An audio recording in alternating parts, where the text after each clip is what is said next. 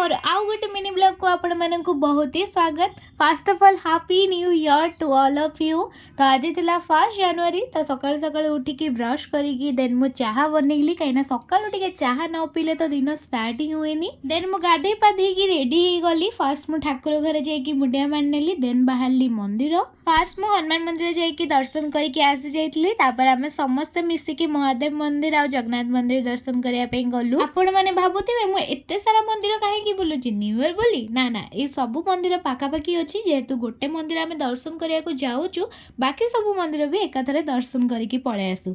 Last रे आम जाइलु ग्राम देवती मंदिर माँ को दर्शन करके आम घर को आसी आ घर को आसला परे दादा जाइए पुरी। तो सकाळु सकाळु महाप्रसाद भी आमको मिल जाइला। ब्रेकफास्ट आज थिला चकुली सहित आलू कषा। घरे आज वेज बिरियानी भी बनाबर थिला। न्यू ईयर माने किछि तो स्पेशल हबो ना जेहेतु आज गुरुवार थिला तो आम घरे वेज बिरियानी बना हितला। बिरियानी टी बहुत टेस्टी हितला। लंच रे वेज बिरियानी खाई कि गोटे सुंदर सा नाप नेला परे मु उठिकी एई केक खाइतिली जोटा कि मामू माई आनिथिले।